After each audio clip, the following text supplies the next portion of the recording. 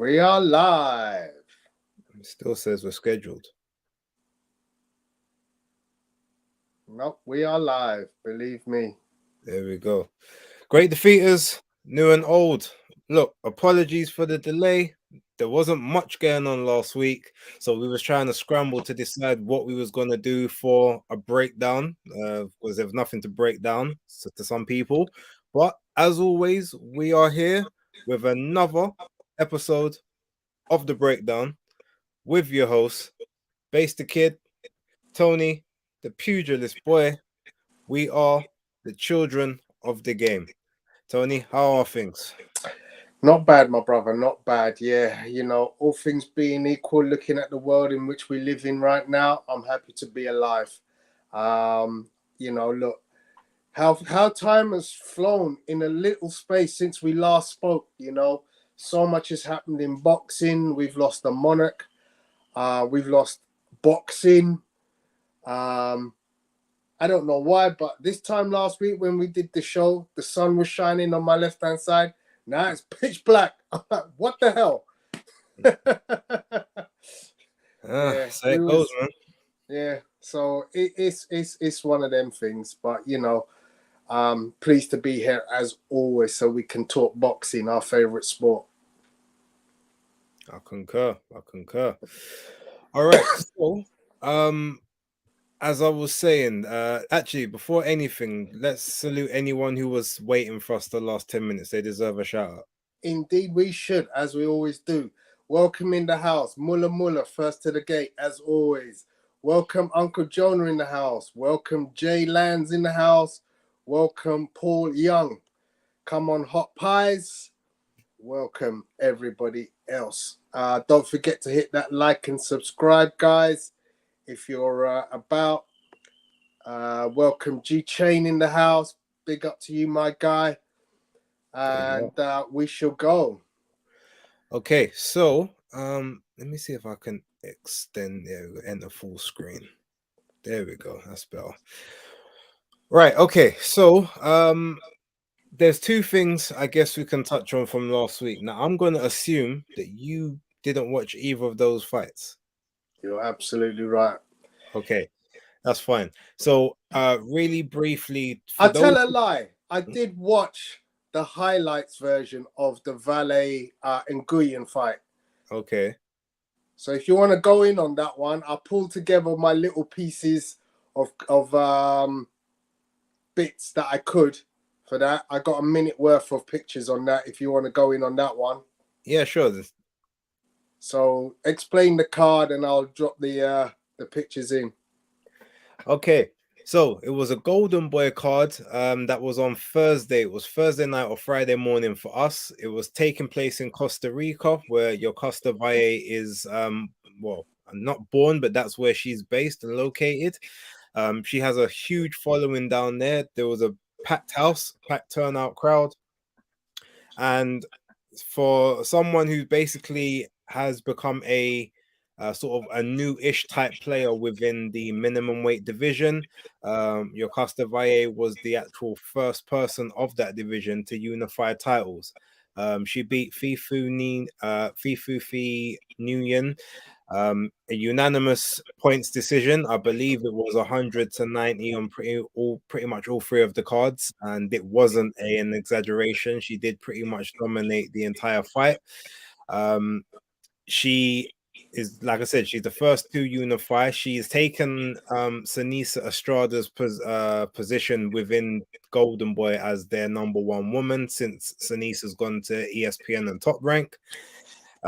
So Sanisa wants to unify and become undisputed at minimum weight. So there's one title that's left down there at the moment, which is Tina Ruprecht. And the only choice we're going to see now is whether Sanisa is able to get to her first or whether Yokasta will get to her. Now, Tina hasn't fought since last year. I think it was last year, June 2021. Sanisa is fighting a voluntary defense of her WBA title in November, and she wants to unify after that. So if Top Rank can secure Tina a shot, prior to that time, then she will be able to get the cobwebs off before they have a unification, or it will be Golden Boy and the Zone offering Tina an opportunity at the title for a unification straight off the bat next. So that's pretty much how that one breaks down. But if you haven't watched that card, there was some decent action on that card over from last weekend. It wasn't the action we wanted, but it was the action we got, and some of us are still happy for that. Indeed. So I've put the ticker tape in early because I know some of you guys may not be aware. If you haven't done so, start following Base on his own YouTube channel because his content regarding the female fight game is superb. He breaks down on a regular basis a lot of what goes on behind the big fights. So the likes of this fight, which to me was, very very small. Didn't really come across my ticker tape at any point. But Base is clearly your guy to go to hear all the inside gossip on what's going on in the rankings and the movers and shakers. One thing I was interested to ask you, Base, was why was this a 10 rounder, not a 12 rounder? Because in the women's division, they only fight 10 rounds in championship fights. 8 rounds is their normal, and 10-2s is their championships. Thank you very much. They are trying to change that. Some women are trying to change it, but there's some of the organizations that aren't happy for that to be the case at the moment. We've got to sort of see how that pans out moving forward, but that's just how it is at the minute. Appreciate that knowledge, my brother. So your next fight you were interested was is it the Mary Spencer? Mary Spencer against Cynthia Lozano. So I've got nothing for that. Sorry, I have got some old footage of Mary. So there's nothing that needs. She took out Cynthia in 1 minute. Basically, what I would just let anyone know about Mary Spencer, if they haven't seen her already, she is almost like she's essentially a slightly smaller Savannah Marshall in terms of punching power and aggression, but she's a lot more aggressive.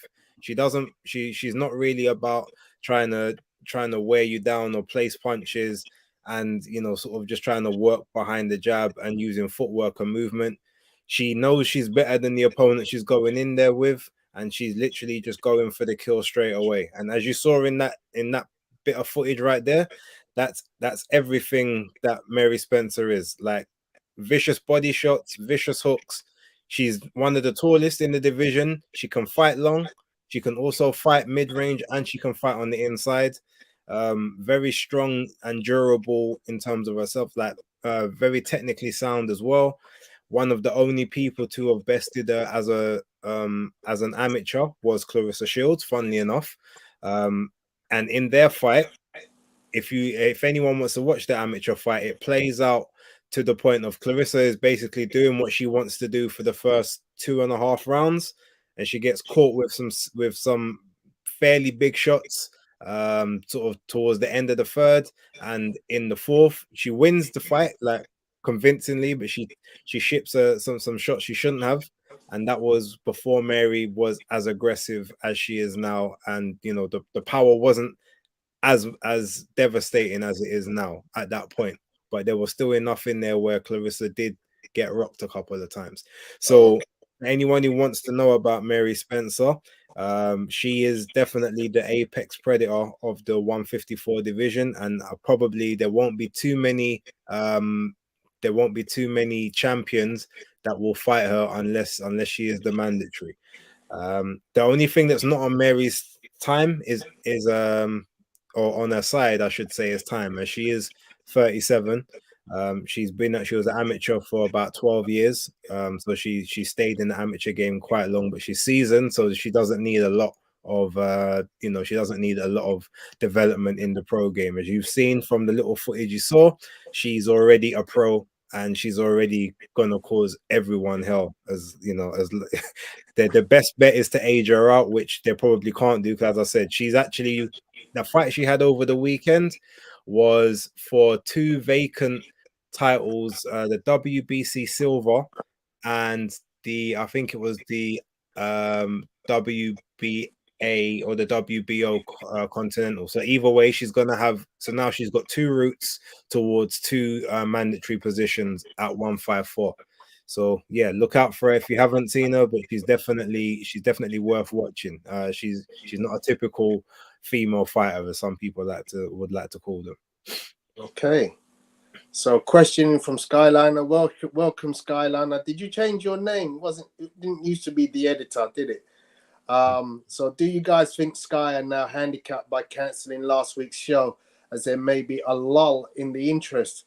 My own feelings are no, because actually, the fight cards that we are looking forward to for the end of the year are huge. There's loads of big fights.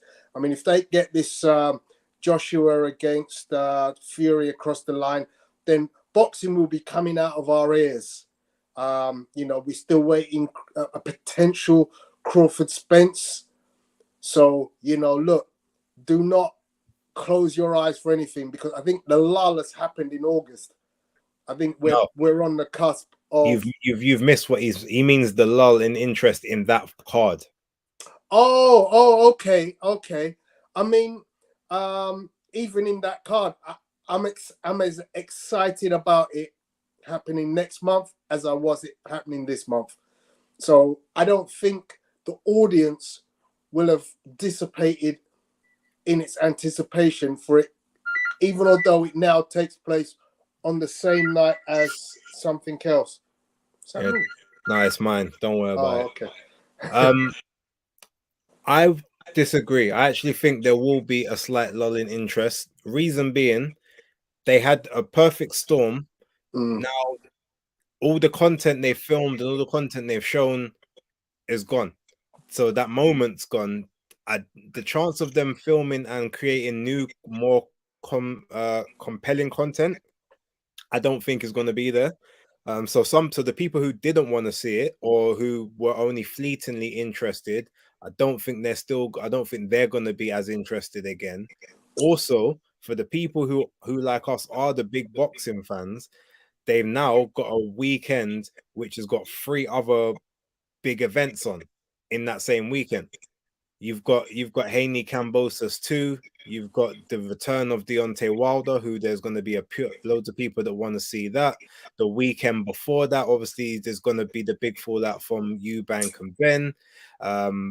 There's also another card in, I think there's a Canadian card on, I think that same weekend, which isn't on the docket, but it's got people like Arslanbek Makhmudov against Carlos Takam. So there's going to be so much other stuff that is just now going to be in and around its spot. It's never going to have a weekend to itself again like it did. And considering that... Sorry. Up to. So, you know what? It must be the weather, because all of a sudden I have never had issues with my system, and now I'm having you had problems. I'm now having problems. We'll get it together. I'm in mid flow here. Yeah. Sorry, bro. The last thing I want to say, just with regards to that, and also that same weekend, you got to remember, Michaela May is a top rank person. So obviously Bob Arum has now come over and given his support to the women and whatnot. But how long is that going to last, really? We all heard what he said back in March in terms of what he thought of women's boxing and everything. He didn't think it was that big of a scale. That same night or that same day, he's going to have his own card on. Remember, Haney and Kambosos is a top rank fight. So he's not going to be prioritizing Michaela Mayer again. He's going to be prioritizing Devin Haney. So all of that, it just means that the whole thing, it's going to lose a lot of luster, and it's just going to lose its place in the pecking order. It had its moment to be its own thing, and now it's just going to be lost in the shuffle. Okay, so I'm going to counter that argument, if I may, because I think this comes down to timing. So yes, it's now in a weekend full of a lot of other action. However, it's still at a time, UK time, which doesn't clash with any of the other fights. So Kambosos against Haney clearly that's going to be Saturday morning from Australia. Then we get our card in the UK. It's Then we going to be, go across Sunday morning. It will be Saturday. It will Sunday be, morning, right? yeah. Sorry, my bad. So, and then we go across to America for their card. So I understand that. Yes, I think I heard it mentioned on Maestro show that, you know, for the American market they might have to be paying for 1 out of 3 or 2 out of 3. For us, the Sky show is the Sky show. We're getting that whether we like it or not. In fact, I got my ticket. I'm there, so it doesn't impact me there. The other two are just shows that I'll watch on TV. So I'm not sure. It might affect some. I don't think people who are boxing purists are accustomed to having to watch 2 to 3 cards a night if it's good nights of boxing. You know, but we've had plenty of occasions where we've had a stat card in the UK followed by a stat card in the States and another stat card somewhere else in the States. The issue isn't the fact that we've got a lot of choice. The issue is now that card itself is not going to have the same amount of attention and eyes on it generally. Because remember, before there was only one thing to focus on. Now there's 3. People are going to decide if they want to watch that, or even if they think, oh yeah, I want to watch the women's, their attention might be diverted by something else. They might decide, okay, I might go bed early to get up. So what I'm saying is, people will still watch it, but it will never have the same impact. Also, remember last weekend, the football would have was also going to be cancelled. So if they'd have kept it on, that's literally anyone's got to watch. So everything is on them. That's what I'm talking about. I say the interest is low. It won't be the same. Yeah. Okay, so moving on. We're gonna go into next week or this weekend's matchups, and of course, it's headlined by the trilogy matchup between Canelo Alvarez and Gennady Golovkin. Who's going first on this one then? You're going first. Am I? Okay. So, without further delay, I mean, I'm excited, but I'm also fully aware that this fight is now at the end of the careers of potentially Gennady Golovkin. And certainly, you know, I think I've seen some wear and tear now beginning to show on Canelo Alvarez. You know, I took the opportunity over the last couple of days to rewatch some of their former action. And it's clear to me that the first 2 fights were classics, but they're nowhere near that kind of standard of fighter anymore. I mean, I look at Canelo's recent fight against Dimitri Bivol, and I just look and think that's nothing like the guy that turned up against Triple G in any of their first 2 fights. You know, he was easier to hit. He was less mobile. He was, you know, less punch output. And I know he's going back down again. I wonder, you know, does that help him? Is he now actually going to a point where the weight loss might affect him? Does he come in on the scales heavy, for instance? Because I've seen pictures of him training, and the amount of work he's having to do to shed the weight looks phenomenal. You know, I'm seeing him taking off his plastic top and literally water just dropping off him by bucket loads. So it worries me that recent fight doesn't look great. He's coming back down from a loss. He's coming back down from a weight where he's having to drop through, you know, a lot of weight. So Canelo is not the guy. Then I look at Triple G and his most recent outing against Murata. And again, I see a guy who's hurt to the tummy. Not a guy who's ever looked like he's ever been in trouble, you know, ever.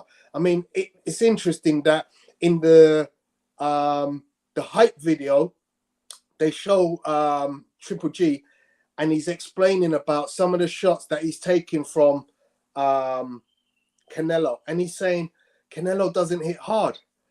And it kind of makes me think, yeah, he may not have hit hard then, but if Murata is touching you up and making you wince, then maybe your punch resistance is slowly ebbing away. And we know Canelo has destructive body punches. So I kind of look at this and think, well, here's another guy who ain't quite what he used to be. So it's a very interesting dynamic to be able to pick how this fight's going to go. Because to me, if Triple G looks at his last performance, he has to up his ante in terms of work rates tremendously to be in this fight. To be in this fight, his work rate has to double based on what he fought in his last fight. For Canelo, probably less of a problem, of an issue, because I kind of feel like, well, you know, so long as he makes weight and the engine is still there, I kind of feel like he's still going to do what he does, and he's going to do it well. Where are the keys to victory? Canelo, I feel like it's going to be body attack. But conversely, I also feel that the key to battle for Triple G is body attack, because Triple G struggled in that second fight to hit Canelo in the head, because Canelo has such great head movement. So his best bet is to aim at the chest and lower. Yeah. And then hopefully wear him down that way, and then obviously apply pressure where necessary. For Canelo, the key is to use what we saw was the weakness for Triple G in his last fight, the body work. So two guys, this could turn out, you know, they're two guys that in their second fight, their backs barely touch the ropes. So they fight within the ring. Yeah, they don't, you know, bounce around the outside and find themselves on the ropes. They're quite happy to just stand and trade in the middle of the ring, you know, Dan Aziz style. So with that being said, I see this being not far different to either of their first two fights. I see it more replicating the second fight. I see Canelo being the victor, because I think his work rate just is going to be too much.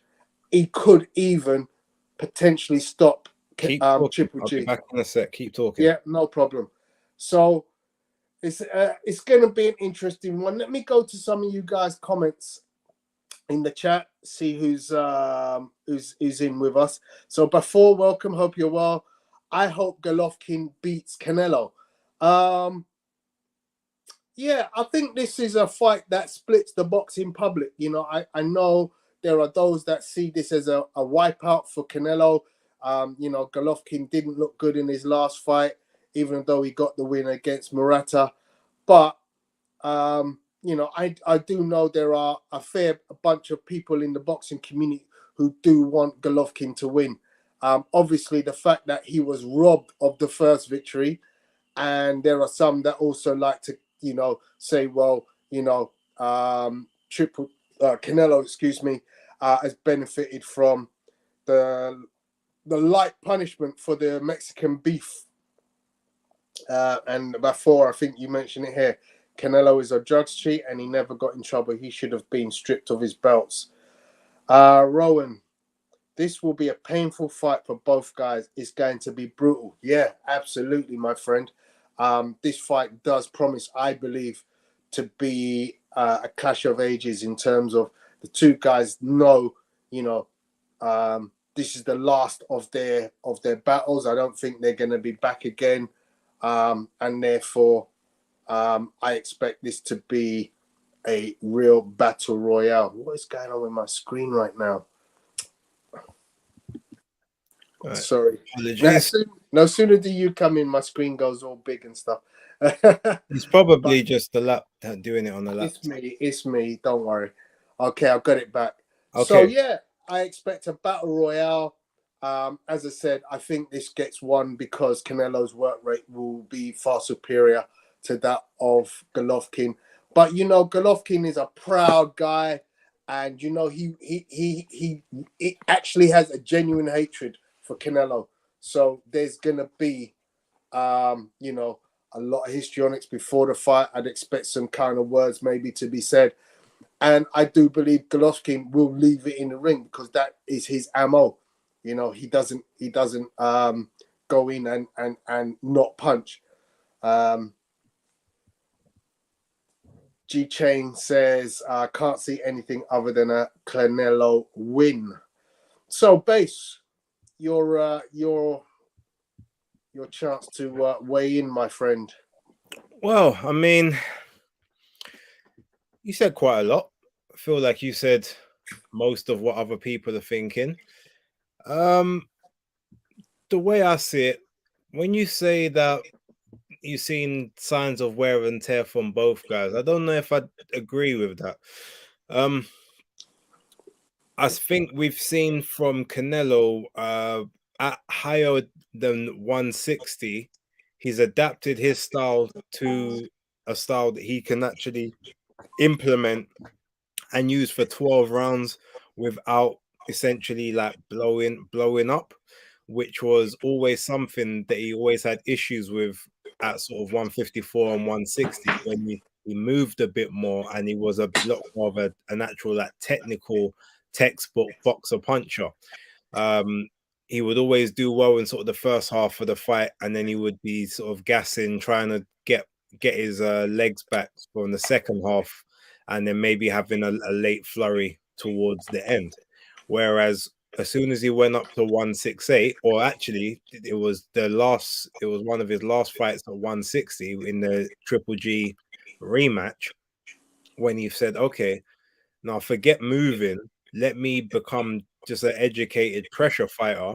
Moving forward, you saw that his gas tank became a much better asset of his because he wasn't using as much boxing. He was just using his intelligence and understanding that most of these people, he can either take their punches or he can avoid them or avoid the bulk or the ferocity of them.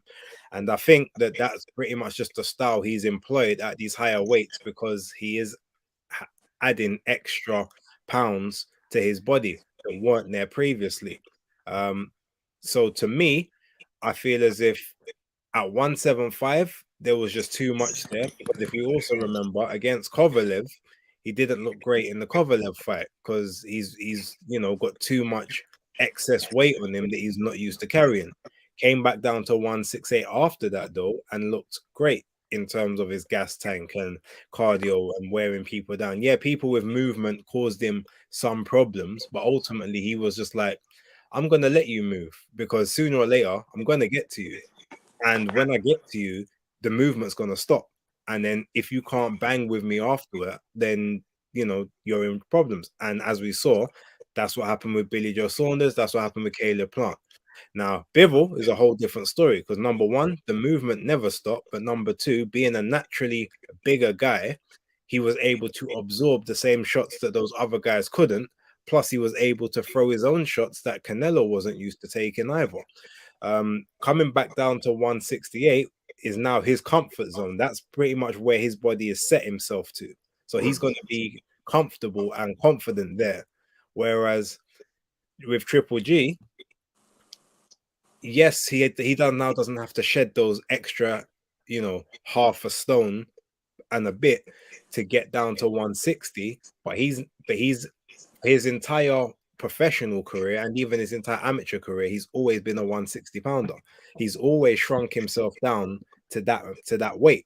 So for that to be the case and to now have to go up and try to adjust to these extra 8 pounds like in his next fight with nothing to tune him up against it, that's where the big pressure is going to be. Can he actually carry that extra weight? Is his reflexes going to be the same? Is his timing going to be the same when he's now having to push with the extra 8 pounds on him? He might be able to absorb a couple shots. The body shots might not affect him as much now because he's got a little extra cushion down there, but he might get hit with everything else. And the same shots that he was able to take before, or maybe slightly adjust to combat the force of the blow, he might not get out of the way in time. So these are all variables none of us know.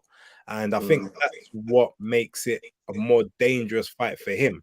Yeah, because we, like I said, we can all assume that those 8 pounds are going to help him because he's not going to have to deplete himself down to 160, a weight that he's, been making for 25 years. But ultimately, we don't know how he's going to react with that extra weight, whereas we know what Canelo is at 168. And that's where the danger and the damage comes in this fight, in my opinion. Excellent summary. Jam Down, welcome. As quoted, the fight has a referee stoppage written all over it in the latter rounds. It also wouldn't surprise me to see either one of them hit the canvas. Canelo has been arrogant recently, and Triple G is a bit shaky. So yeah, I mean, I alluded to that in my breakdown. These two guys both got great chins. I think if anyone is going to hit the canvas, I would say that the chances are it's going to be Triple G. I've seen nothing that tells me Canelo's lost any of his punch resistance, and that's remembering that he's fought now two legit light heavyweights, even if you want to say a boiled down Kovalev. Big up to Mr. A in the house. Welcome. Rick O. Welcome in. I can't remember seeing that name before. Canelo stops Triple G to the body. He's been hurt there a few times. And yeah, we've alluded to that. So, yeah. What's on the undercard? Bam Rodriguez, right? Yeah. It's the headline undercard fight. I actually don't know if I know who his opponent is. I'm sorry to say. I think he's fighting a guy called Gonzalez, who's number 9 in the rankings of voluntary. Okay. And actually, you know what? Initially, I thought you could get a better fight as the co-main, but it's actually, when I checked the guy's record afterwards, I had to take it back. He's actually not that bad. Also, they want to get Bam out again. They want to get him out again in December. So if that's the case, I don't mind him taking this one because they then want him to have to be on the undercard of Estrada and Chocolatito 3, I think, in a unification with Ioka. So, and if that's the case, I don't have any complaints with him taking this fight. The guy's highly ranked. He's a good competitor. He's already fought Rung Versailles. He's fought who did he fight the first fight of the year? Quadras. So then if he fights Ioka as well, that's 3 of the 4 kings. Yeah, I don't. He can have an easier touch if that's what this ends up being. I've got absolutely no problem with that. Okay. So yeah, the Friday fight, Makhmudov against Carlos Takam in Montreal, Stephen Butler against Mark DeLuca. I don't recognize any of the other names. Thomas Chabot against Armando Ramirez.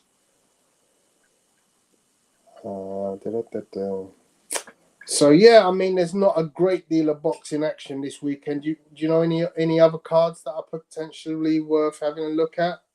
You know what? We have a card at the York Hall on Friday. Denzel Bentley is on the headline of that one against Marcus Morrison. Ellis Zorro, who you guys might remember, won the boxer series, the light heavyweight series, is the undercard fight against Dex Spellman, a name we recognize from the past.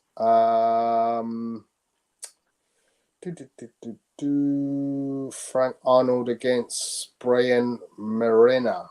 Looks like a imported name there. So that's coming up on Friday from York Hall.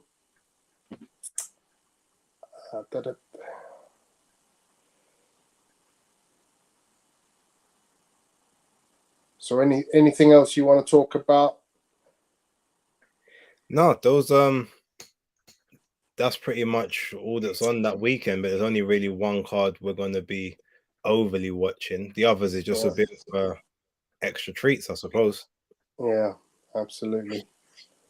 So we've had a bit of gossip over the last 24 hours. Obviously, last night on Monday Night Smoke, Nostradamus, Travis J.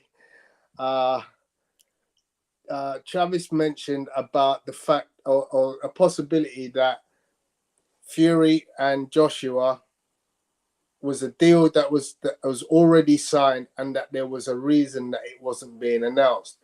And lo and behold, today it's been tweeted by 258 Management and Matchroom that Anthony Joshua has agreed to all the terms and conditions. So now it's all in the hands of Fury to just finish that off, and we can have a British heavyweight championship fight on December 3rd. What's your thoughts about that, bro? I've really got nothing to say about it until I hear that it's official and it's been signed, because all I can say is this is a game at the moment. It's a game of chicken that is being either played brilliantly or played horribly. It's just about whatever perspective you look at it. Being a breakdown, I'd rather stick to the fights that are actually happening and break those down. So if this one happens like that, then I'll talk about it. Okay. Oh, I see Lyndon Arthur's fighting this Saturday as well. He's fighting on a card up in Bolton. Yeah, Pro Bellum card, I believe. Mm-hmm.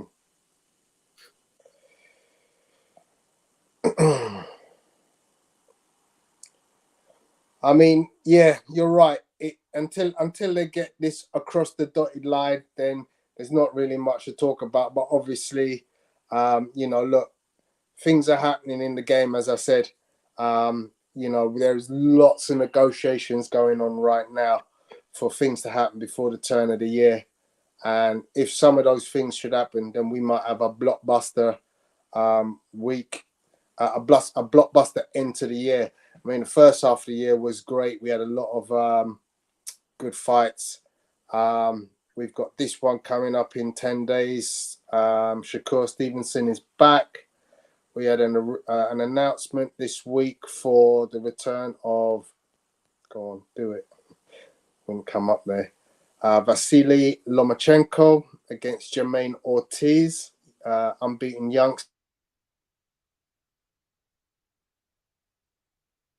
Don't need. So yeah, there's things are going, as they say.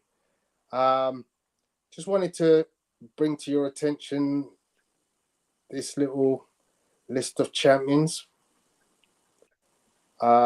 which we should hopefully see increased by another one when Liam Butler fights Naoya Inoue. What's your thoughts there, my friend? Well, I mean, congrats to them. I will say that the women are showing up the men in terms of trying to fight for undisputed a lot quicker. But that if you take that list of 7 and put them against the previous undisputed champions of both of the 4-belt era, I don't think they stack up personally in terms of accomplishment, in terms of the way the belts were won. The only person who actually you can say went belt collecting was Canelo.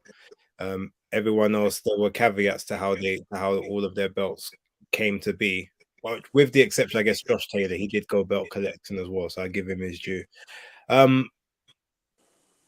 Yeah, I mean, it's a good achievement. But if you look at those 7 compared to the previous, I believe it was 4 or the previous 5, they're not of the same caliber. I don't think that's a disrespectful thing to say either. Okay, just realized the fight that I will definitely be looking to watch on Saturday night that we haven't covered is Austin Williams against Kieran Conway. Any thoughts on that one? I think it's a very good fight for the undercard, to be honest. Yeah. It's a fight that probably on any other card would have actually ended up higher up than where it may be. I think it might sit fourth on this one, Yeah. below Akhmedov and Rosado, and obviously Bam, and then Canelo. But Yeah. yeah, I mean, the whole, to be honest, apart from not having a high level women's fight or having you know, a sort of a top level heavyweight fight on there, the card itself is stacked. It's a very, very good card. I can't complain about it. Even the £10 I have to spend to watch it, I'm not complaining about. Just okay, I'll complain about the principle of the £10, but the £10 itself, I would, you know, I paid more for Ruiz and Ortiz last week. So yeah. Cool. Mike